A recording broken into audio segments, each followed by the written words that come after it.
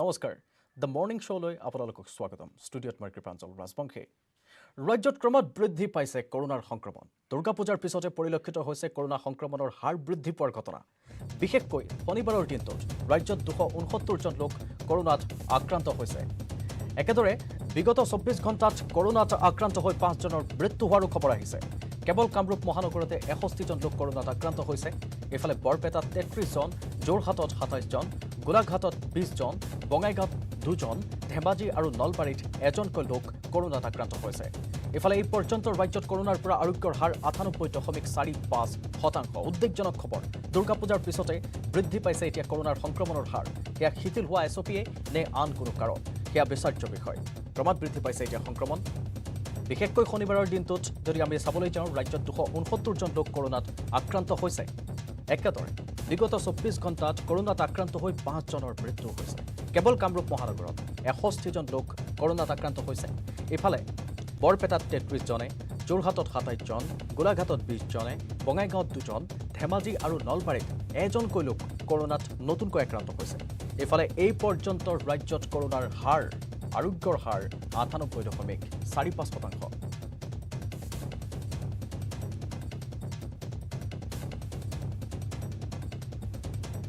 ৰাজকন্যা কাণ্ডৰ পিছত মহানগৰীত পুনৰ সুৰামত্ত যুৱতীৰ তাণ্ডৱ নিশা দিছপুৰ যান-বাহন আৰক্ষীৰ জালত পৰিল 2 সুৰামত্ত মহানগৰীৰ ৰাজপথত নিশা সুৰাপান কৰি 2 যুৱতীয়ে তীব্ৰ গতিত বাহন চলাই তাণ্ডৱৰ সৃষ্টি কৰিছে যুৱতী দুগৰাকীয়ে AR01N 1101 নম্বৰৰ বাহনখনেৰে ৰাজপথত চলাইছিল তাণ্ডৱ দিছপুৰ ছুপাৰ মাৰ্কেটৰ পৰা 2 যুৱতীক আটক কৰে দিছপুৰ আৰক্ষীয়ে নিশাই সুৰামত্ত 2 যুৱতীয়ে থানাৰ ভিতৰত আৰক্ষীৰ সন্মুখতে চলাই উদ্ভণ্ডালি থানাৰ ভিতৰৰ পৰা 2 যুৱতীয়ে সাংবাদিকৰ কেমেৰালৈ দলিয়াই দিয়ে চকী আৰু চেণ্ডেল পিছত আৰক্ষীয়ে সুৰামত্ত যুৱতী দুগৰাকীক GMCHত স্বাস্থ্য পৰীক্ষা কৰোৱাৰ অন্তত পানবজাৰ মহিলা থানাত ৰাখে উল্লেখযোগ্য যে GMCHত স্বাস্থ্য পৰীক্ষা কৰোৱাৰ সময়ত চিকিৎসালয়ৰ ভিতৰতো একাংশ ৰোগীৰ অভিভাৱকক গতিয়াই দিয়ে সুৰামত্ত যুৱতীকেইগৰাকীয়ে সম্প্ৰতি পানবজাৰ থানাতে ৰখা হৈছে 2 যুৱতী আকৌ যেন পুনৰাবৃত্তি ঘটিল ৰাজকন্যা কাণ্ডৰ মহানগৰীত সুৰামত্ত যুৱতীয়ে তাণ্ডৱ চলোৱা দেখিবলৈ পোৱা গ'ল পুনৰবাৰ নিশা দিছপুৰ যান-বাহন আৰক্ষীৰ জালত পৰিছে 2 সুৰামত্ত যুৱতী মহানগৰীৰ ৰাজপথত নিশা সুৰাপান কৰি 2 যুৱতীয়ে তীব্ৰ গতিত বাহন চলাই তাণ্ডৱৰ সৃষ্টি কৰিছিল বাহনখন অৱশ্যে অৰুণাচলৰ বুলি জানিব পৰা গৈছে AR01N 1101 নম্বৰৰ বাহনখনেৰে ৰাজপথত চলাইছিল তেওঁলোকে তাণ্ডৱ দিছপুৰ ছুপাৰ মাৰ্কেটৰ পৰা 2 যুৱতীক আটক কৰে দিছপুৰ আৰক্ষীয়ে নিশাই সুৰামত্ত 2 যুৱতীয়ে থানাৰ ভিতৰত আৰক্ষীৰ সন্মুখতে উদ্ভণ্ডালি চলায় থানাৰ ভিতৰৰ পৰা 2 যুৱতীয়ে সাংবাদিকৰ কেমেৰালৈ চোচা লয় গালৈ চকী আৰু চেণ্ডেল দলিয়াই দিয়ে পিছত আৰক্ষীয়ে সুৰামত্ত যুৱতী দুগৰাকীক GMCHত স্বাস্থ্য পৰীক্ষা কৰোৱাৰ অন্তত পানবজাৰ মহিলা থানাত ৰাখিছে GMCHত স্বাস্থ্য পৰীক্ষা কৰাৰ সময়ত চিকিৎসালয়ৰ ভিতৰতো একাংশ ৰোগীৰ অভিভাৱকক গতিয়াই দিয়ে সুৰামত্ত যুৱতী কেইগৰাকীয়ে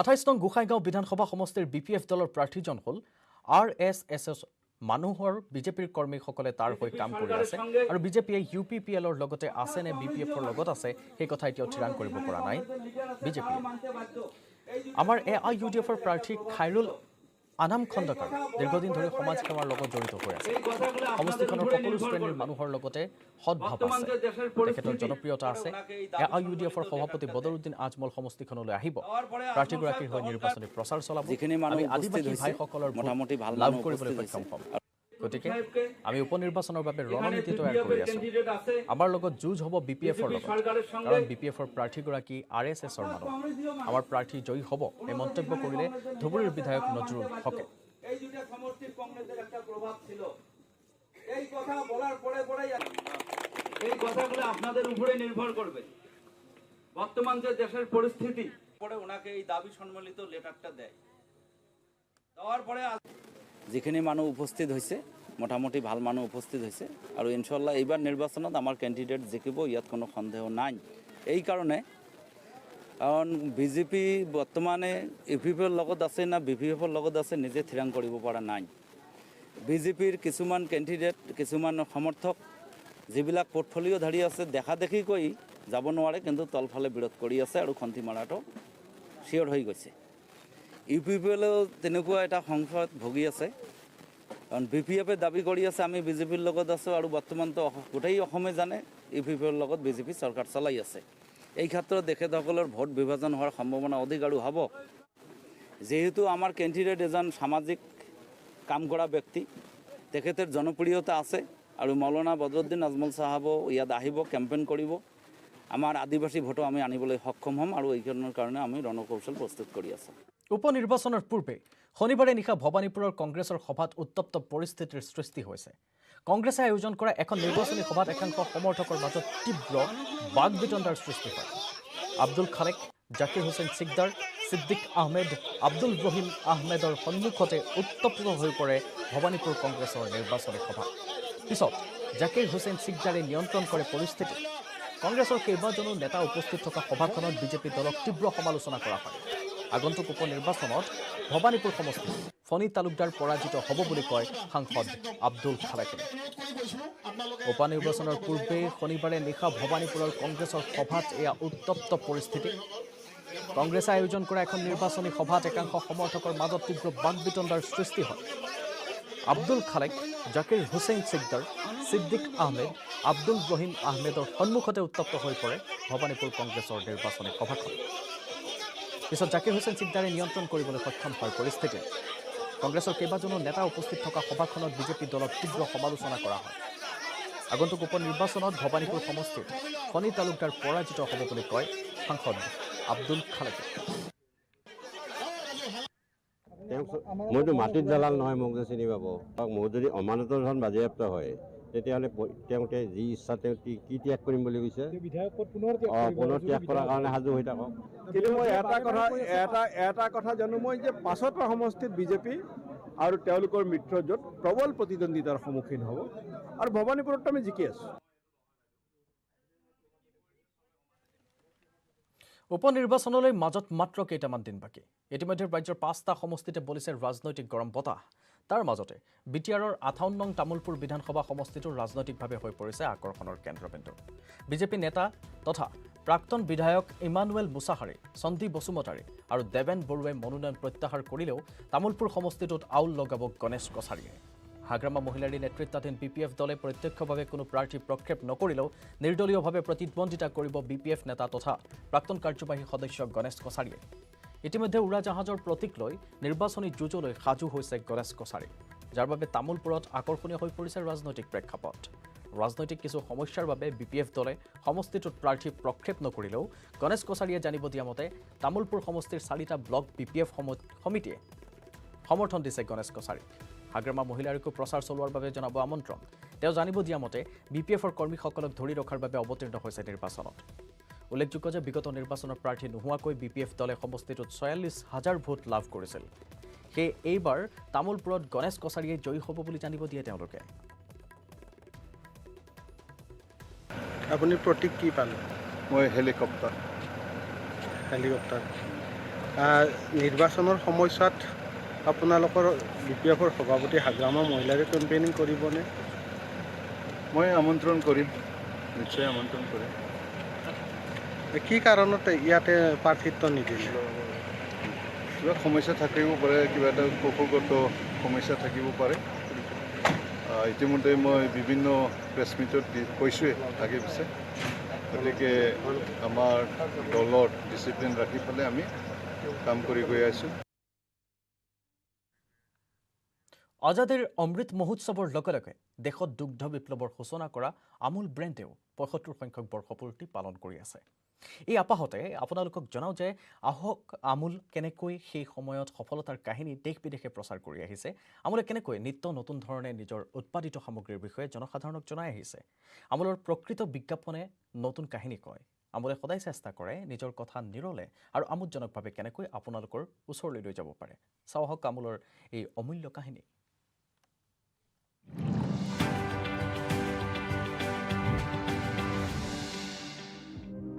1995 में भारत में एनरॉन पावर प्रोजेक्ट एक बड़ा विवाद सामने आया। महाराष्ट्र में अमेरिकी ऊर्जा कंपनी एनरॉन से बिजली खरीद फैसला हुआ। एनरॉन की बिजली महंगी थी। 1995 में महाराष्ट्र में कांग्रेस हारी और शिवसेना बीजेपी की सरकार बन गई। नई सरकार ने एनरॉन सौदे पर रोक लगा दी, इसलिए विज्ञापन में अंधेरा दिखाया गया। संदेश में सवाल उठाया गया कि बिजली आएगी या गुल हो जाएगी।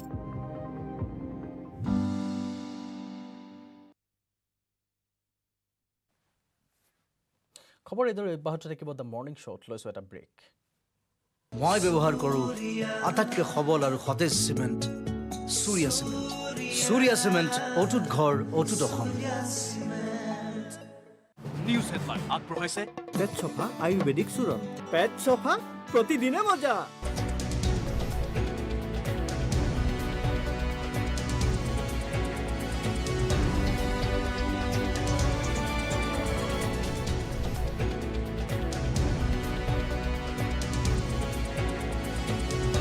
নিউজ হেডলাইন আগবঢ়াইছে পেট চফা আয়ুৰ্বেদিক চূৰণ। পেট চফা প্ৰতিদিনে মজা।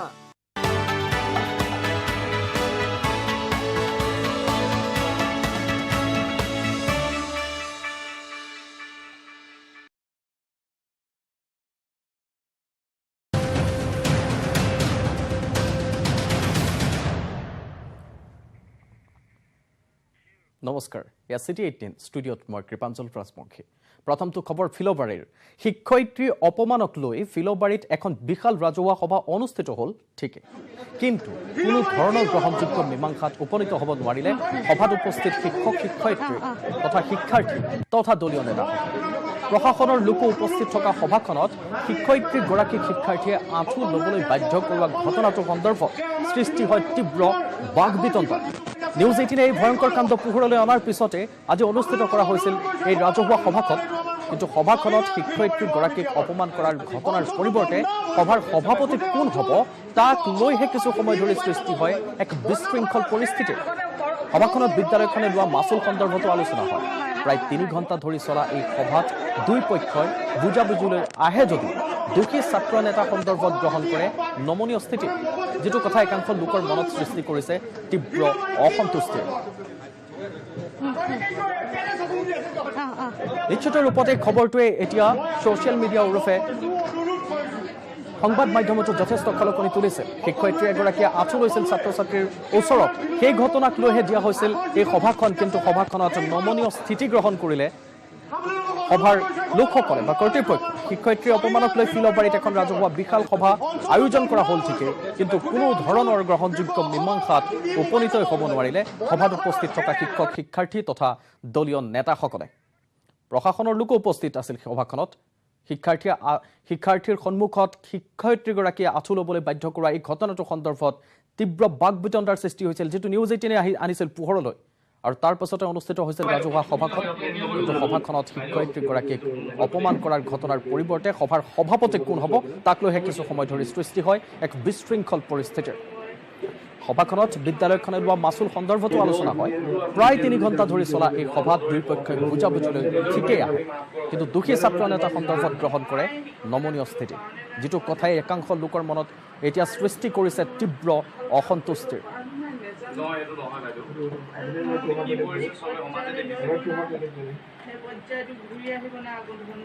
মূল বিষয়বস্তুটোৱে হ'ল আচলতে সভাপতিৰ আসনখনক লৈ মূল কথাটো হৈছে যে ৰাইজে বিচাৰিছিলে যে ৰাইজৰ যিহেতু ৰাজহুৱা সভা, সেইবাবে ৰাইজৰ মাজৰ পৰা কোনোবা এগৰাকী সভাপতি হওক। আৰু তাৰ বাবে ফিল'বাৰী হাইস্কুলৰ প্ৰাক্তন প্ৰধান শিক্ষক জ্যেষ্ঠ ব্যক্তি দ্ৰোণচাৰিঙা ফুকন ছাৰৰ নামটো ৰাইজৰ ফালৰ পৰা প্ৰস্তাৱ কৰিছিলে। কিন্তু ফিল'বাৰী কনিষ্ঠ মহাবিদ্যালয়ৰ গভৰ্ণিং বডি আছিলে, এতিয়া নতুনকৈ যে আমাৰ ছিনিয়ৰ ছেকেণ্ডেৰী স্কুল হ'ল তাৰ গভৰ্ণিং বডি এতিয়ালৈকে গঠন হোৱাই নাই। কিন্তু ফিল'বাৰী কনিষ্ঠ মহাবিদ্যালয়ৰ গভৰ্ণিং বডিৰ যিগৰাকী প্ৰেছিডেণ্ট সভাপতি, তেখেতে তাৰমানে আজি সভাখন সভাপতিত্ব কৰিমেই বুলি তেখেতে আকুৰ গোজকে ধৰিছে।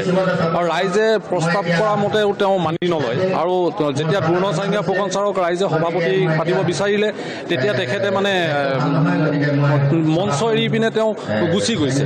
তাৰপৰা যি কি নহওক, ৰাইজে অৱশেষত তেখেতে যেতিয়া আকুৰ গোজকে লাগিলে, ৰাইজে মানি ল'লে, ঠিক আছে আপুনিয়ে কৰক, আমি সকলোৱে মীমাংসা বিচাৰিছোঁ। কিন্তু সভাপতি হৈ এনেকুৱা ধৰণৰ কিছুমান তেওঁ ৰুলিং দিলে, যিখিনি ৰুলিঙক লৈ পিনে ৰাইজ আকৌ বিতুষ্ট হৈ পৰিছিলে। আমি বিচাৰোঁ এটা সুমীমাংসাহে হ'ব লাগে। সভাপতি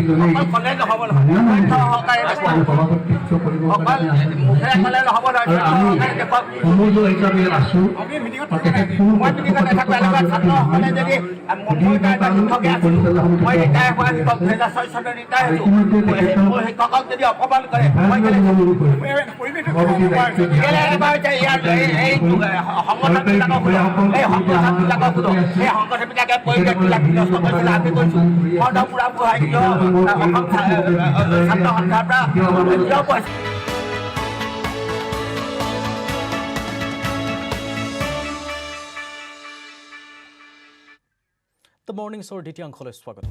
ৰাজ্যত প্ৰতিদিনে হুৰা বৃদ্ধি পাইছে সামগ্ৰীৰ মূল্য। অত্যাৱশ্যকীয় সামগ্ৰীৰ লগতে পেট্ৰল ডিজেলৰ মূল্য বৃদ্ধিয়ে সাধাৰণ জনতাক কুঙা কৰাৰ লগতে চৰকাৰৰ একাংশ মন্ত্ৰী বিধায়কে দিছে তুলুঙা মন্তব্য। পেট্ৰলৰ মূল্যই শতকৰ ঘৰ অতিক্ৰম কৰাৰ পিছত ডিজেলৰ মূল্যও শতকৰ ঘৰ অতিক্ৰম কৰাৰ দিশে আগবাঢ়িছে। নিত্য ব্যৱহাৰ্য সামগ্ৰীৰ অবাধ হাৰত মূল্য বৃদ্ধি ঘটিছে। দালি, চাউল, মিঠাতেলৰ মূল্যই অভিলেখ সৃষ্টি কৰাৰ দিশে আগবাঢ়িছে। সমান্তৰালকৈ পিঁয়াজৰ মূল্যই ৬০ টকা পাৰ কৰিছেগৈ। যোগান মন্ত্ৰীৰ ব্যৰ্থতাৰ বাবে ৰাজ্যত এতিয়া গোলামালৰ দোকানত সামগ্ৰীৰ মূল্য বৃদ্ধি ৰোধ কৰিব নোৱাৰা পৰ্যায় পাইছেগৈ। চাহিদাৰ বিপৰীতে যোগানৰ তাৰতম্য ঘটাৰ কথা প্ৰকাশ কৰা মন্ত্ৰী ৰঞ্জিত দাসে এই পৰ্যন্ত কেৱল তুলুঙা মন্তব্য কৰাত ক্ষান্ত আছে। শাক পাচলিৰ মূল্যও জ্বলা কলা খুৱাইছে সাধাৰণ ৰাইজক। ডিপেণ্ড কৰিছে আন্তঃৰাষ্ট্ৰীয় বজাৰখনৰ ওপৰত ডিপেণ্ড কৰিছে। আপোনালোকে নিশ্চয় এটা কথা জানে, আজি 100 টকা হোৱা বুলি কৈ আছে, কিন্তু আমাৰ আগতে অসমতকৈ কিন্তু অন্য ৰাজ্যত কিন্তু 100 টকা কেতিয়াবাই হৈ গ'ল। তেতিয়া কিন্তু আমাক কিন্তু কোনো ধন্যবাদ দিয়া নাই যে অসমত এতিয়ালৈ 100 টকা হোৱা নাই। ন' ডাউট এইটো আমি ভাল পোৱা নাই 100 টকা হোৱাটো, বা মনত আমি বেয়াও লাগিছে।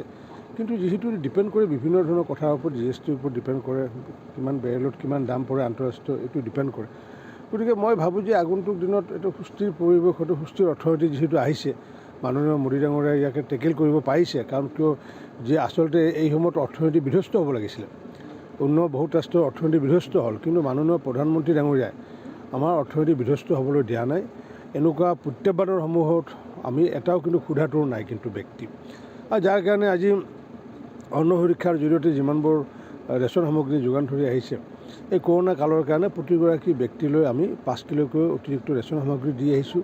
আৰু যাৰ কাৰণে যোৱা এপ্ৰিল মাহৰ পৰা নৱেম্বৰ মাহলৈ আমি 2,51,00,000 বেনিফিচিয়াৰীক, হিতাধিকাৰীক অতিৰিক্ত 5 কিলো পৰ্যন্ত চাউল আমাৰ দি আছে, যাৰ কাৰণে নেকি প্ৰতি মাহে 27,000 কোটি টকা মাননীয় প্ৰধানমন্ত্ৰী ডাঙৰীয়াই খৰচ কৰি আহিছে। গতিকে মই সেইকাৰণে ভাবোঁ যে এই অৰ্থনীতিক চম্ভালি লোৱাত সক্ষম হৈছে মাননীয় প্ৰধানমন্ত্ৰী ডাঙৰীয়াই, আৰু আগন্তুক দিনত নিশ্চয় সফলতা লাভ কৰিব। আৰু সেয়া আছিল যোগান মন্ত্ৰীৰ ভাষ্য। তেওঁ এফালে যদি কৈছে তেওঁ মূল্যবৃদ্ধি হোৱাৰ তেওঁ আগতে হৈছিল, কিন্তু তাৰ বাবে ধন্যবাদ জনোৱাৰ কথাও তেওঁ এক বিস্ফোৰক মন্তব্য কৰিছে। এফালে বিৰোধীয়ে তাক লৈ প্ৰতিবাদ কৰিছে, মূল্যবৃদ্ধি সমান্তৰালভাৱে হৈ আছে, আৰু আনফালে শাসকীয় একাংশই কিন্তু তুলুঙা মন্তব্যতে ক্ষান্ত আছে। আমি অধিক খবৰ জানিম। আমাৰ সৈতে সংযুক্ত হৈছে গুৱাহাটীৰ পৰা আমাৰ জ্যেষ্ঠ সাংবাদিক বলেন ভট্টাচাৰ্য আৰু যোৰহাটৰ পৰা আমাৰ জ্যেষ্ঠ সাংবাদিক গৌতম বৰা। দুয়োগৰাকীকে স্বাগতম জনাইছোঁ। প্ৰথমে আমি বলেন ভট্টাচাৰ্যৰ ওচৰলৈ যাম। বলেন ভট্টাচাৰ্য, এয়া মন্তব্য এতিয়া উলট পালট হৈছে। শাসকীয় কয় এটা মন্তব্য আৰু বিৰোধীয়ে কৰি আছে প্ৰতিবাদ। আপোনাৰ হাতত আছে কি শেহতীয়া তথ্য, ক'ত উপস্থিত আছে আপুনি?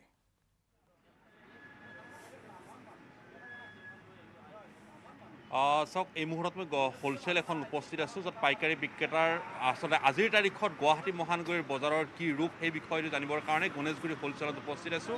আৰু একেদৰে যদি গ্ৰাহকৰ প্ৰতিক্ৰিয়া তথা বিভাগীয় মন্ত্ৰীৰ যি মন্তব্য, সেই মন্তব্যৰ পাছতে ক্ষোভিত হৈ পৰিছে জনসাধাৰণ, কিয়নো যোগান আৰু চাহিদাৰ ওপৰত মাথোন তাৰতম্য ঘটাৰ বাবে সামগ্ৰীৰ অত্যাধিক মূল্যবৃদ্ধিৰ যি সূত্ৰ দাঙি ধৰিছে, আৰু সেই সূত্ৰতে অৰ্থনীতিৰ সূত্ৰ দাঙি ধৰা সেইগৰাকী যোগান মন্ত্ৰী আচলতে বজাৰ কিমান দিন পৰিদৰ্শন কৰিলে তেখেতৰ বিভাগৰ দায়িত্ব গ্ৰহণ কৰাৰ পিছতে সেয়াও কিন্তু জনতাৰ মূৰত এই মুহূৰ্তত ডাঙৰ প্ৰশ্নৰূপে এক প্ৰকাৰ থিয় দিছে। কাৰণ জনতাৰ ক্ষোভ উজাৰিছে, জনতাই উল্লেখ কৰিছে আচলতে বজাৰৰ কি ধৰণৰ সামগ্ৰীৰ মূল্য সেয়া আচলতে যোগান মন্ত্ৰীগৰাকীয়ে পৰ্যবেক্ষণ কৰিছে নে নাই। আজিৰ তাৰিখত আপুনি কি সামগ্ৰী ক্ৰয় কৰিলে আৰু সামগ্ৰীৰ মূল্যৰ তাৰতম্য কি দেখিলে? আগতকৈ যথেষ্ট দাম হৈছে। যিটো 40 টকা হৈছিলে এতিয়া 60 টকা হৈছে, আৰু যিটো 60 টকা হৈছিলে এতিয়া 80 টকা হৈছে। তেনেকৈ প্ৰত্যেকবিধ বস্তুৱে তাৰমানে অতি কম সময়ৰ ভিতৰতে মানে বাঢ়ি গৈছে। মানে যিখিনি মধ্যবিত্ত, যিখিনি নিম্ন মধ্যবিত্ত, সেই মানুহখিনি চলি যোৱাৰ কাৰণে আটাইতকৈ ডাঙৰ সমস্যা এটা হৈছে। যিটো পৰিয়ালে পূৰ্বতে 2,000 টকাৰে গোটেই মাহটো চলিব পাৰিছিলে, আজি সেই পৰিয়ালটো 4,000 টকাৰে মাহটো নচলে। সেইটো নিশ্চিতভাৱে যথেষ্ট দাম বঢ়াৰ কাৰণে আজি এনেকুৱা উপস্থিত হৈছে। আপুনি যদি শেহতীয়াকৈ মিঠাতেল কিনিছে কিমান টকা মিঠাতেল কিনিছে? এতিয়া হেৰি মিঠাতেলৰটো মই ষ্টেচনাৰীটো মোৰ মিছেছে কিনে এনে মিছেছে হেৰি কিবা সামগ্ৰী ক্ৰয় কৰা এই 2 দিনত মনত আছে আপোনাৰ? সামগ্ৰী তথাপি মানে আমি এমাহত তাৰমানে 4বাৰ কৰি আমি হেৰি ষ্টেচনাৰীটো আনো। সেই হিচাপে মানে কেছ মেমোটো আমি পৰ্যালোচনা কৰিলে তাৰমানে বুজি পাওঁ যে আগতকৈ দাম যথেষ্ট দাম বৃদ্ধি আৰু যিটো দামৰ বৃদ্ধিৰ বাবে আচলতে সৰ্বসাধাৰণ যিসমূহ পৰিয়ালে চলাচল কৰি আছিলে কোনোমতে সেইসমূহ পৰিয়ালৰ মূৰত মাধমাৰ পৰিছে। মই পোনে পোনে এখন হোলচেল সেই প্ৰতিষ্ঠানলৈকে আহিছোঁ। ইয়াত যিসমূহ বলেন ভট্টাচাৰ্য মাজতে মই অকণমান আমনি দিছোঁ আপোনাক, আপুনি লাইনতে থাকক আমাৰ সৈতে। আমাৰ যিহেতু তথাকথিতভাৱে আমি এটা কথা কওঁ, গুৱাহাটীত চব বস্তুৰে মূল্য বহুত বেছি, বাহিৰত হয়তো কম। যোৰহাটলৈ যাম, যোৰহাটৰ আমাৰ সাংবাদিকগৰাকীয়েনো কি কয়? আমি ইয়াতে বহুত বেছি মূল্য দি খাই আছোঁ নে যোৰহাটতো একে পৰিৱেশ? যাম গৌতম বৰাৰ ওচৰলৈ। গৌতম বৰা, স্বাগতম জনাইছোঁ আপোনাক। কি পৰিৱেশ, ক'ত উপস্থিত আছে আপুনি? হয় নিশ্চয় কৃপাঞ্জল, মই এখন গেলামাল দোকানত উপস্থিত আছোঁ। কিন্তু কথাকেইটা আৰম্ভ কৰাৰ পূৰ্বে নিউজ 18 অসম দৰ্শকসকলক কিছু কথা জনাই ল'ব বিচাৰিছোঁ যে যোৰহাটত আজিৰ তাৰিখত হৈছে পেট্ৰলৰ মূল্য 102 টকা 35 পইচা, ডিজেলৰ মূল্য হৈছে 94 টকা 79 পইচা। অৰ্থাৎ পেট্ৰল ডিজেলৰ মূল্যই জ্বলা কলা খুৱাইছে। আৰু চৰকাৰে যেতিয়া এই প্ৰশ্নৰ সন্মুখীন হৈ কয় যে ইণ্টাৰনেশ্যনেল মাৰ্কেটৰ কথা তেওঁলোকে উল্লেখ কৰে।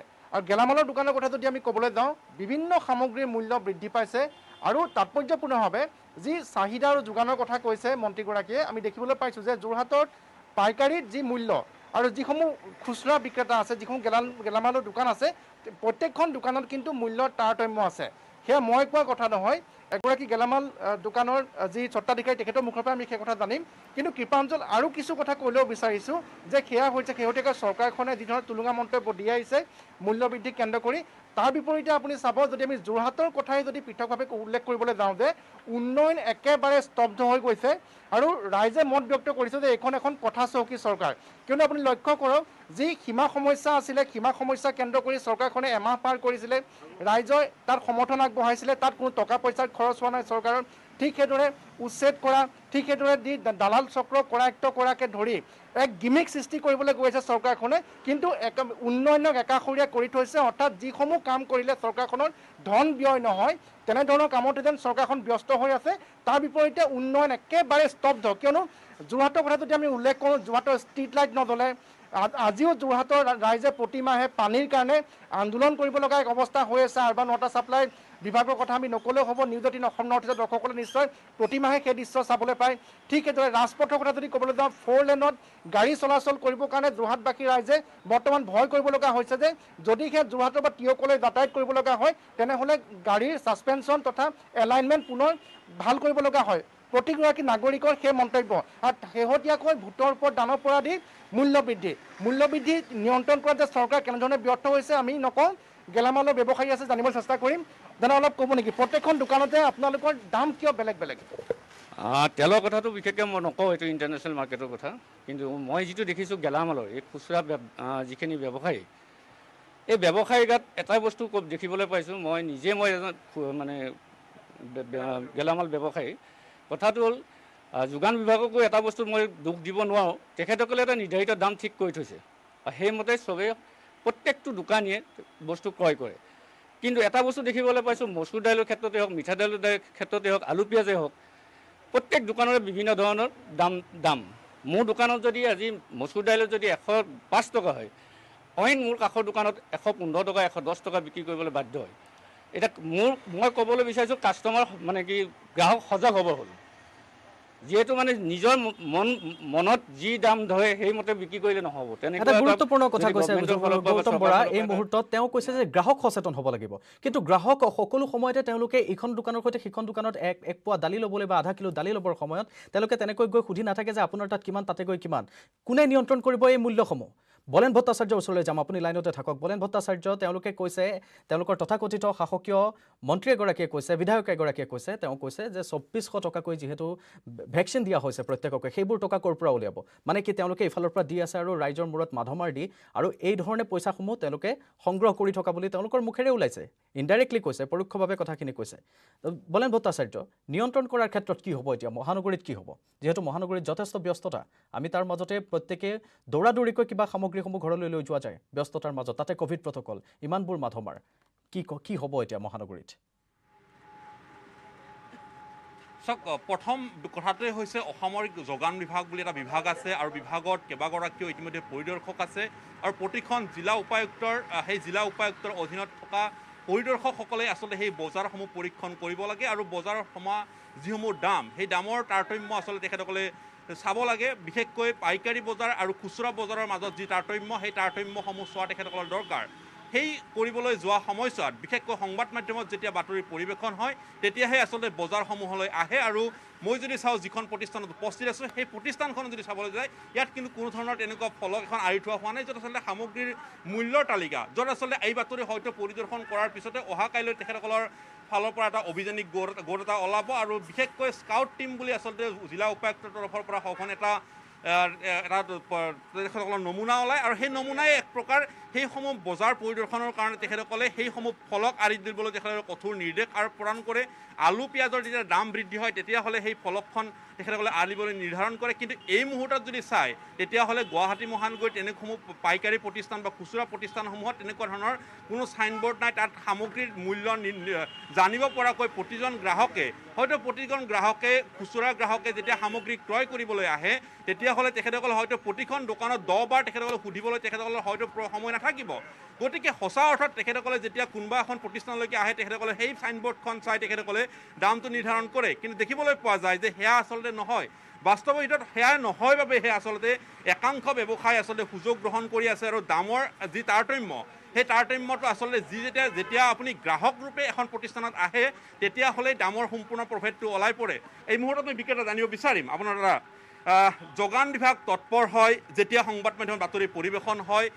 সামগ্ৰীৰ মূল্যৰ তাৰতম্য প্ৰভেদটো প্ৰকাশ পায় সেই সময়ত যেতিয়া সংবাদ মাধ্যম প্ৰচাৰ হয় কিন্তু বাকী সময়ছোৱাত গ্ৰাহক যিমানে সজাগ সচেতন নহ'লেও সেই কথা প্ৰকাশ নহয় পুৰা ভালকৈ বুজি পোৱা নাই মই এই মুহূৰ্তত আপোনাৰ প্ৰতিষ্ঠানৰ সন্মুখভাগত থাকিব লগা এখন বেনাৰ থাকিব লাগে এই মুহূৰ্তত আপুনি চাইনবোৰ্ড আনি আছে দুবাৰ বুলি আমি লগোৱা নাই নহ'লে বেনাৰ আমাৰ সদায় থাকে তাতে আমি প্ৰতিখন প্ৰতিষ্ঠানতে দেখিবলৈ পাওঁ এই বিষয়টোৰ ক্ষেত্ৰত যে সামগ্ৰীৰ দামসমূহ আঁৰি থোৱা নহয় সেয়া আচলতে যোগান বিভাগে আমি দেওবাৰ বুলি লগোৱা নাই নহ'লে সদায় আমাৰ থাকে তাতে বোৰ্ডটো থাকে আমাৰ এতিয়া লিখি অনা নাই তাতে যেনেকৈ চাই লওক আপুনি বোৰ্ডটো আজি আপোনালোকে এই মুহূৰ্তত আমি উপস্থিত হোৱাৰ পিছত আপুনি লগোৱা হৈছে উপস্থিত হোৱা নাই আজি দেওবাৰ বুলি লগোৱা নাই নহ'লে সদায় ৰাতিপুৱা 8টা বজাত লাগি যায় আমাৰতো তাকে বলেন ভট্টাচাৰ্য দেওবাৰৰ দিনাখন কি বিক্ৰী নহয় নেকি বা বিক্ৰী বাৰ্তাবোৰ নহয় নেকি দেওবাৰৰ দিনটোত কিয় তেওঁলোকে এনেধৰণে এইবোৰ আচলতে একোটা বাহানা এয়া কাৰণ তেওঁলোকে নিজ মতে কৰিছে কালি নিজৰ ক্ষেত্ৰতে যদি এটা উদাহৰণ দিবলৈ যোৱা যায় কালি এখন দোকানত কিনিছিলোঁ তেনেকৈ আন এখন দোকানত তেনেকৈ কৈছে যে গণেশগুৰিত ইমান দাম বাঢ়েই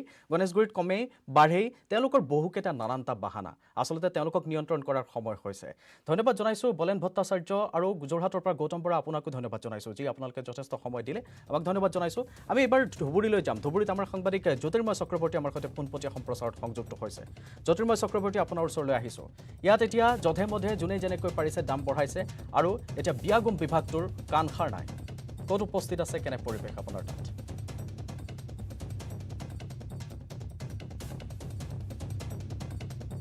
জ্যোতিৰ্ময় চক্ৰৱৰ্তীৰ সৈতে আমি সংযুক্ত হ'বলৈ চেষ্টা কৰি আছোঁ যিহেতু ইতিমধ্যে আমাৰ জ্যেষ্ঠ সাংবাদিক দুয়োগৰাকীয়ে জনাইছে যোৰহাটৰ পৰিৱেশ আৰু গুৱাহাটীৰ পৰিৱেশ তেওঁলোকে দেখুৱাইছে প্ৰত্যেকতে যোনে যি ধৰণে পাৰিছে যধে মধে দামসমূহ বৃদ্ধি কৰিছে আৰু হাৰাশাস্তি ভুগিব লগা হৈছে জনসাধাৰণে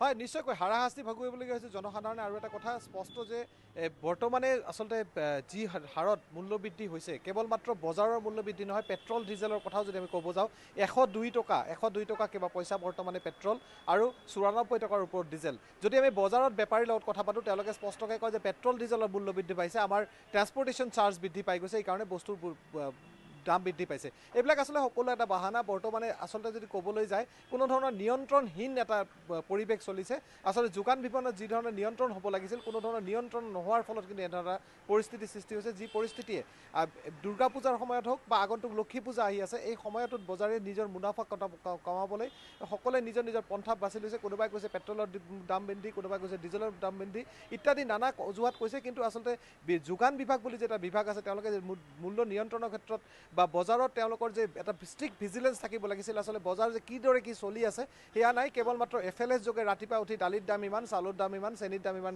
ঘোষণা কৰিয়ে তেওঁলোকৰ সকলো কাম সীমাবদ্ধ হৈ পৰে ইয়াৰ ফলত কিন্তু বজাৰত বৰ্তমান এক হাহাকাৰ পৰিস্থিতিৰ সৃষ্টি হৈছে সাধাৰণ মানুহৰ ক্ষেত্ৰত নিশ্চয় আৰু এই ক্ষেত্ৰত এতিয়া পেট্ৰল ডিজেলৰ কথাক লৈ যোগান মন্ত্ৰীগৰাকীয়ে যি ধৰণে কথা কয় বা শাসকীয় যিসকল মন্ত্ৰী বিধায়ক আছে তেওঁলোকৰ মুখৰ পৰাই শুনা গৈছিল এনে কিছুমান উদ্ভট মন্তব্য যি সময়ত আমি হাৰাশাস্তি ভুগিছোঁ আমাৰ মূৰৰ কপালৰ ঘাম মাটিত পৰি অৱস্থা বেয়া হৈছে সকলোৰে পানীত হাঁহ নচৰা অৱস্থা হৈছে তেনেকুৱা সময়ত তেওঁলোকে AC গাড়ীত বহি বা তেওঁলোকে এইসমূহ দিশৰ ওপৰত পৰ্যালোচনা নকৰাকৈ এনে কিছুমান উদ্ভট মন্তব্য কৰা দেখিবলৈ পোৱা গৈছে জ্যোতিৰ্ময় চক্ৰৱৰ্তী নিশ্চয়কৈ উদ্ভট মন্তব্য ক'বই লাগিব কোনোবাই কৈছে চাইকেল চলাই ফুৰিব লাগে কোনোবাই কৈছে কোভিডৰ কাৰণে মূল্য বৃদ্ধি হৈছে কোনোবাই কৈছে ইউৰোপত আমেৰিকাত তেলৰ দাম বৃদ্ধি পাইছে এইকাৰণে আমাৰ ইয়াত পাবই এইবিলাক নানা ধৰণৰ কথা বতৰা আচলতে এই কথা বতৰাবিলাক কাৰো লগত কাৰো কোনো মিল নাই আৰু যদি আমি সিদিনাখন কওঁ অষ্টমীৰ দিনা নৱমীৰ দিনা ইয়াতে মুখ্যমন্ত্ৰী আহি উপস্থিত হৈছিল ধুবুৰী তথা এই অঞ্চলত তেওঁ ঘূৰি ফুৰিছে বিভিন্ন পূজা মণ্ডপত তেওঁ গৈছিল তেওঁকো আমি মূল্য বৃদ্ধিলৈ প্ৰশ্ন কৰিছিলোঁ মুখ্যমন্ত্ৰী এটা কথা স্পষ্টকৈ কৈছে কোভিডৰ কাৰণে এই সমগ্ৰ পৰিস্থিতি হৈছে কোভিডৰ কাৰণে সকলো বস্তুৰ দাম বৃদ্ধি পাইছে অলপমান ৰাইজক অকণমান মানে আচলতে ধৈৰ্য ধৰিবলৈ কৈছে কোভিডৰ পৰিস্থিতি নিয়ন্ত্ৰণ হৈ যোৱাৰ লগে লগে সমগ্ৰ বস্তুৰ দাম আকৌ নিয়ন্ত্ৰিত হৈ যাব আচলতে এই কথাষাৰ কেৱল মাত্ৰ কোভিড এটা দোহাই নেকি কাৰণ বিগত 1.5 বছৰৰ পৰা কোভিড চলি আছে এনেই ৰাইজৰ হাতত টকা নাই অৰ্থনৈতিকভাৱে মানুহ দুৰ্বল হৈ পৰিছে হাহাকাৰ অৱস্থা এটা সৃষ্টি হৈছে লোৱাৰ মিডিল ক্লাছ বা মিডিল ক্লাছ মানুহৰ কথা যদি আমি ক'বলৈ যাওঁ কাৰণ লোৱাৰ মিডিল ক্লাছ আৰু মিডিল ক্লাছ মানুহে কোনো ধৰণৰ চৰকাৰী আঁচনিৰ আওতাত নাহে তেওঁলোকে কোনো ধৰণৰ কোনো সুবিধা নাপায় কেৱল মাত্ৰ এই লোৱাৰ মিডিল ক্লাছ আৰু মিডিল ক্লাছৰ ভিতৰত যিখিনি চৰকাৰী চাকৰিয়াল আছে তেওঁলোকক বাদ দি পেলাই আন যে 90% মানুহ আছে যি সৰু সৰু ব্যৱসায় বাণিজ্য কৰি তেওঁলোকে যোন জীৱন নিৰ্বাহ কৰে তেওঁলোকৰ অৱস্থা পানীত হাঁহ নচৰা অৱস্থা আছে আজিৰ তাৰিখত আৰু তেওঁলোকৰ এই গোটেই পূজা বা এই উৎসৱৰ দিনত তেওঁলোকৰ যি আচলতে অৱস্থা সেই অৱস্থাই কিন্তু পূজাৰ যে বতৰটো আছিল সেয়াও কিন্তু তাত স্পষ্ট হৈ ফুটি উঠিছিল কাৰণ বজাৰত কাপোৰৰ দোকানত যিহেতু বিক্ৰী হ'ব লাগিছিল হোৱা নাই যি ধৰণে আন সা সামগ্ৰী বিক্ৰী হ'ব লাগিছিল বিক্ৰী হোৱা নাই তাৰ ফলত কিন্তু ব্যৱসায়ীসকলৰ অৱস্থা কিন্তু যথেষ্ট বেয়া হৈ পৰিছে এই মুহূৰ্তত নিশ্চয় আপোনাক ধন্যবাদ দিব লাগিব কিন্তু এটা কথা মনলৈ আহিছে কাইলৈ কঙালী বিহুৰ উৰুকা সঁচাকৈয়ে এবাৰ সঁচা অৰ্থত আমি কঙাল হৈছোঁ ৰাজ্যবাসী ধন্যবাদ জনাইছোঁ তিনিগৰাকী সাংবাদিকক যিকেইগৰাকী আমাৰ সৈতে সংযুক্ত হ'ল আৰু ভিন্ন ঠাইৰ পৰা আমাক দেখুৱালে সামগ্ৰিক পৰিৱেশ এয়া হৈছে ৰাজ্যত প্ৰতিদিনে হুৰাহুৰে বৃদ্ধি পোৱা সামগ্ৰীৰ মূল্যক লৈ আমাৰ এক চমু পৰ্যালোচনা আছিল ৰাজ্যজুৰি অত্যাৱশ্যকীয় সামগ্ৰীৰ মূল্য বৃদ্ধিৰ পাছত এতিয়া শাসকীয় দলৰ উদ্ভট মন্তব্যত জনসাধাৰণ এতিয়া হতাশ হৈছে তেওঁলোকে আশাহত হৈছে কাৰ ফালে মুখ মেলি চাব আৰু বিৰোধীয়ে এতিয়া প্ৰতিবাদ সাব্যস্ত কৰিবলৈ বাধ্য হৈছে মূল্য বৃদ্ধিক লৈ তেওঁলোকে অভিনৱ প্ৰতিবাদ সাব্যস্ত কৰিছে কোনোবা দিনাখন যদি তেওঁলোকে এই ৰিক্সাত অত্যধিক মূল্য বৃদ্ধি হোৱা সামগ্ৰীসমূহ যেনে মিঠাতেল দালি পিঁয়াজক মালা ওলোমাই তেওঁলোকে আগবাঢ়িছে প্ৰতিবাদ সাব্যস্ত কৰিছে কোনোবা দিনাখন তেওঁলোকে থকা সৰকা কৰিছে মন্ত্ৰী বিধায়কক আৰু এনেধৰণেই চলি থকাৰ মাজত তেওঁলোকৰ মাজত বা এই প্ৰতিবাদ আদিসমূহৰ মাজত জনসাধাৰণে বিচাৰিছে এটা সমাধান যাতে অচিৰেই বৃদ্ধি পোৱাটো হ্ৰাস পায় অত্যধিক মূল্যৰ বৃদ্ধি বা অত্যধিক এই সামগ্ৰীসমূহৰ মূল্য বৃদ্ধি যাতে অচিৰেই হ্ৰাস পায় তাকে আশা কৰিছে জনসাধাৰণে